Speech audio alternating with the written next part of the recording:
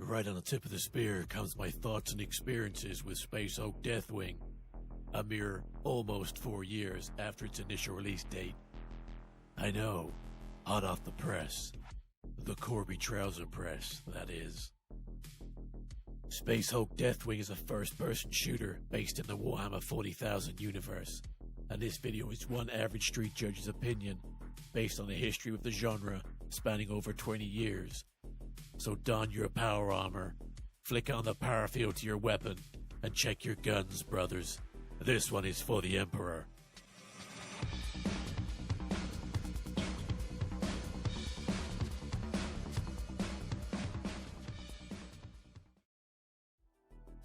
A young Judge Hootie wandered into his local games workshop after finally managed to convince himself that the things on display were cool and not just plastic rubbish.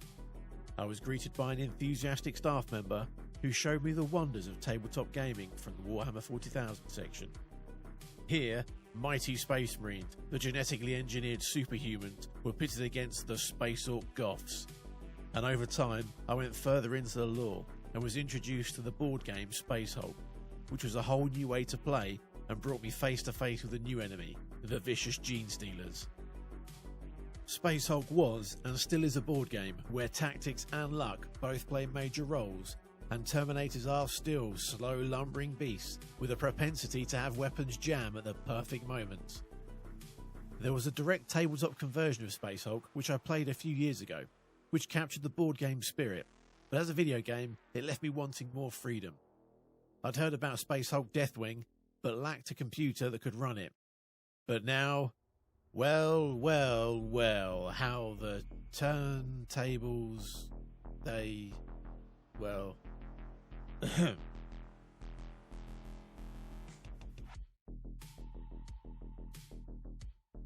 The mission. The venerable Deathwing under Captain Belial have been tasked with boarding a Space Hulk, which is an amalgamation of space rock and starships, which have been fused together in the Empyrean seas of the warp.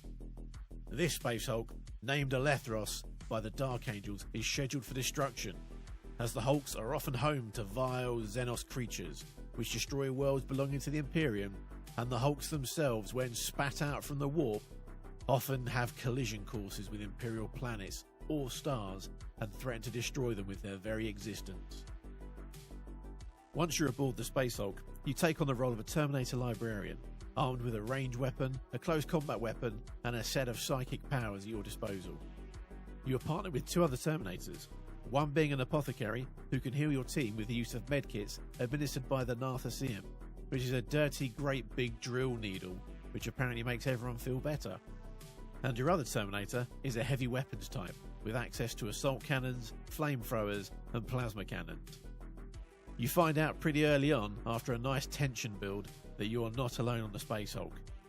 And the setting is epically scaled, with dark, gritty, Mechanicum Gothic style, which is synonymous with 40k settings. And this became the setting that I would spend my time with this game, with plenty of vents, open wall areas, where I was sure to see hundreds of Gene Stealers before too long. Definite Terminator 2 style Foundry feelings when I explored this one. Then, before too much longer, the first of the cultists start appearing and taking pot shots at you in your tactical dreadnought armour, and you feel mighty as the shots register but do no lasting damage, and you laugh as the mass reactive rounds from your Stormbolter tear through them like an over-eager wiping when using single-plied toilet paper. Sorry for the visual there.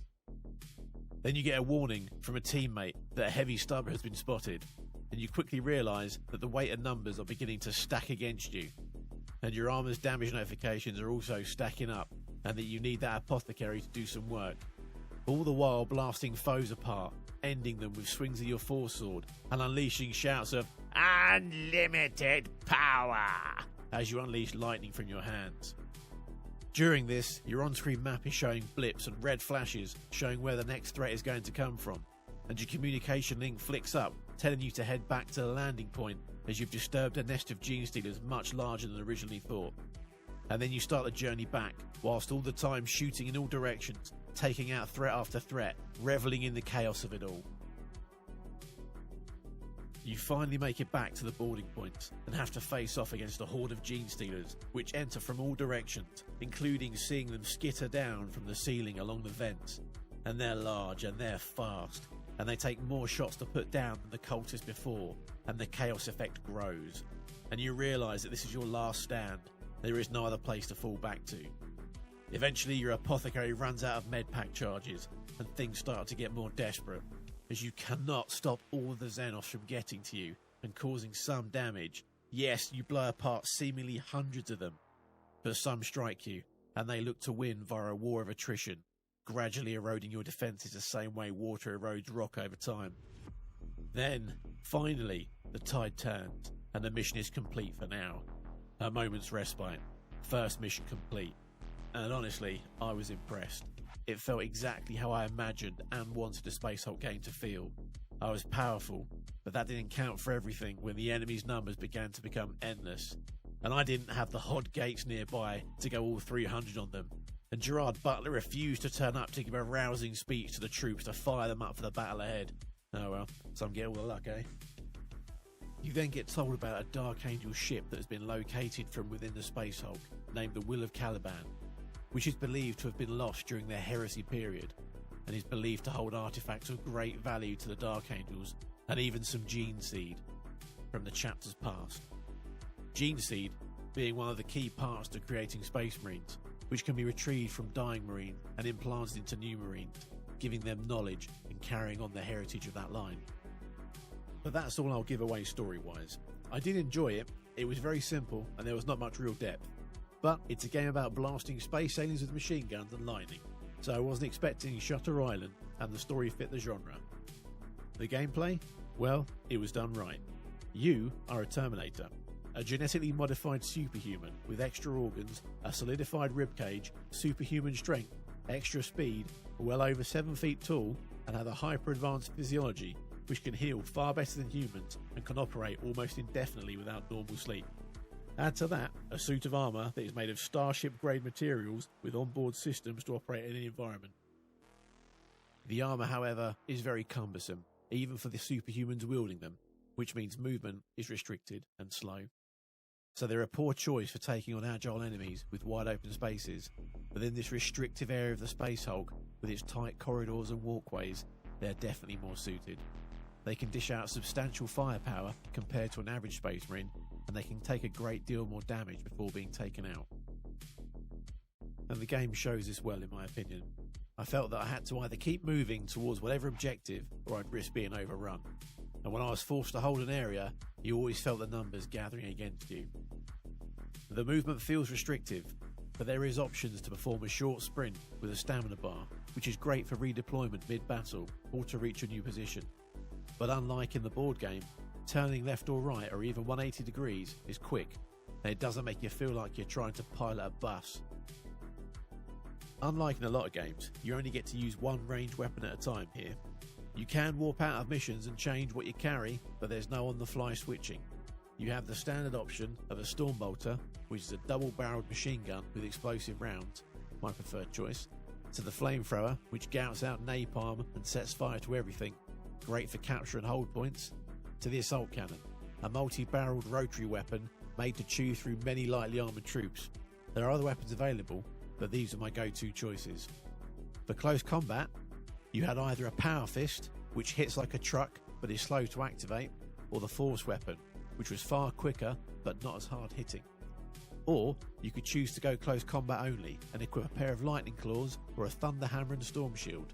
But I felt that these two options limited your effectiveness in the game, as there are always many enemies at distance who could shoot, and as said before, speed is not your ally. There's also psychic powers which you can use with your librarian character, and you can level up to gain new options throughout the game. But I stuck with the standard lightning bolt and flame attacks that you can get quite early on. These are on cooldown timers, and they can be used to create gaps in the enemy horde or to deal damage over time, and I made use of them as often as possible. The enemies in the game are limited in form, but each form has a few varieties, and they get harder and more numerous throughout the game. You start with squishy cultists, who then go on to get big ogre versions with heavy weapons. And also, you start with hordes of gene stealers, which then turn into these stealth-enabled scything gene stealers who can jump out on you predator style, to these even worse giant behemoth style broodlords who can make you feel small and have high speed and damage and can take you out in a couple of hits. And these start off as single encounters, but by the end of the game you're facing off against multiple broodlords and many scything gene stealers and explosive bastards who jump out of nowhere and blow up in your face, being super effective and causing mass damage like giant enemy crabs of old. Man, I hate those splody ones. But that aside, it's very much a horde mode the game. And again, it fits the genre, and it makes you feel powerful, blasting apart the alien horde with your battle brothers, yelling out, "For the Emperor!" and various other quotes that either inspire you or confuse you. Like when one of your mates shouts, "We are being overwhelmed!" but there's only 2 enemies on the screen, and you're not even shooting. Sound? It's great when it works. There's voice acting for each mission briefing, but I never heard this whenever I first loaded into a level, so I'd read off the script. But if I died, there'd be a fully well-voiced version in the game. Obviously something wrong my end, or in the game to cause this, but the vocal work was top-notch. The actors had the right gravitas for the roles, and again, made me feel like I was in the 40k universe that bit more. Defense grid at any cost. Our foes approach quickly. We must reactivate local defensive systems to secure the bridge. And the gene stealer noises.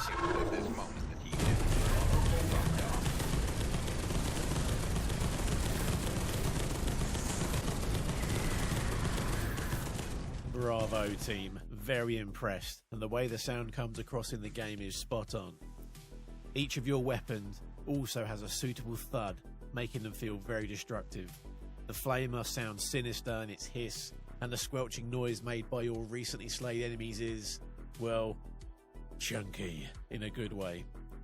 Doors slamming shut and power cables sparking, and the inner workings of the ship add to the ambience, and the chitter of enemies closing in goes along great in the mix, making you feel immersed in the ancient gargantuan ship, as well as the stomping noise of your Terminator armour advancing over the gantryways and ship corridors echoing off into the distance.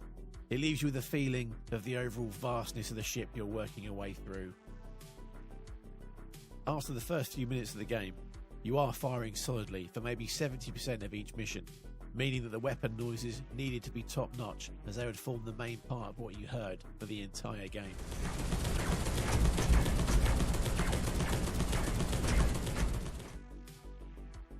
The graphics, I believe, are also strong. Even now, 4 years after the release of the game, the Gene Stealers look evil and their movement is fluid. The Space Hulk is gothic and industrial, with awesome standout rooms where you feel the setting in a grander scale. The Terminators themselves move with weight and look detailed, and the muzzle flashes from the weapons fire light the area around you, and the flamers going off look vivid and lethal. Due to the entire game being set in one big Space Hulk, the environment variety is limited, but when you change ships from the Imperial Mass Lander to the Black Templar ship to the Dark Angel ship, there are set differences in the decoration of each. And when you come across Tyranid nests, the alien structure contrasts really well with surroundings, and it really sticks out. Going through the game, you pick up new armor pieces upon completing levels, and even though you look like a badass at the beginning, by the end, your character is all blinged out in an almost Judge-esque type way, with top quality pauldrons with a golden nature and awesomeness. You also unlock other weapons to use, which are modifications on some that you already have, and you also get skill points, which can be used on different skill lines relating to psychic powers and squad strength. But with my playthrough, I did not max out all of the options, so I'd suggest reading through all the skill trees to see which main skill you want to max out and focus on this from the beginning. Apart from the sound issues mentioned with the briefings, I didn't experience any other bugs within the game from memory. The game ran very smoothly, and things got very chaotic regularly, and I didn't suffer much in the way of lost frame. I didn't get to try the multiplayer for this game, so I can't talk on what it's like. But you can complete special missions, in which you can choose another character class from what's available. This now includes the Chaplain, who can resurrect fallen Terminators as one of his special abilities. These special missions appear to be random, and you gain experience from them and can level up your character, but I didn't delve too much into this at the time of making this video. Overall, this game was a fun dive into the 40k world which left me feeling content. It didn't overstay its welcome and was just long enough. One of the last mission types introduced was an escort mission, which was the only real letdown. The rest of the game was action-packed and challenged me just enough on the difficulty setting I had it on to keep things fun all the way through. And although a simple premise, the gameplay loop kept me hooked. Out of all the various Warhammer 40,000 games I've played, I would currently place this one within the top 3, along with Space Marine and Inquisitor Martyr. If you've not had a chance to play this one yet and love the 40k universe, give it a shot. It's available on both PC and PlayStation. I still want to see a planet-side style Warhammer 40,000 game with multiple factions with mass battles, or a fully original Inquisition style action RPG with an open world style or something along the lines of Star Citizen. I know it's a small ask, but I can wish, can't I? Well, that's my ramble about Space Hulk Deathwing complete. I know it's an older game, but I just got my chance to play it this year, and it was a good experience that I wish to share with you all. I'm currently playing more games on Twitch, so if you want to catch more of me live, come on by and check out the channel. If you've enjoyed the video, let me know by commenting or liking. And as always, Xenos aren't the law. I'm the law.